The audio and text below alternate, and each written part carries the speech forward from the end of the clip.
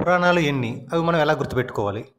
పురాణాలను గుర్తుపెట్టుకోవడానికి మనకు ఒక పద్యం రూపంలో మనం ఈజీగా గుర్తుపెట్టుకోవచ్చు. మద్వయం, భద్వయం చైవ భ్రత్రయం వచతుష్టయం అనాపలింగ కూస్కాని పురాణాని పృథుక్ పృథుక్.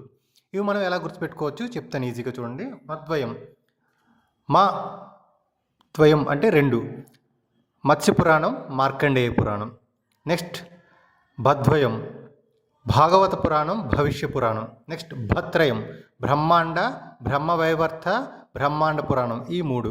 నెక్స్ట్ వచతుష్టయం అంటే 4, విష్ణు వరాహ పురాణం, వామన పురాణం, వాయు పురాణం. ఈ వాయు పురాణం మనం శివపురాణం అని కూడా అంటాం అనమాట. నెక్స్ట్ అనాపలింగ కూస్కాని, అగ్ని పురాణం, నారద పురాణం, పద్మ పురాణం, లింగ పురాణం, గరుడ పురాణం, కూర్మ పురాణం, స్కాంద పురాణం. మొత్తం ఇవన్నీ కలిపి మనకి 18 పురాణాలు అయినాయి. ఈ 18 పురాణాల్లో ఒక్కొక్క దాని గురించి మనం విడివిడిగా తెలుసుకుందాం.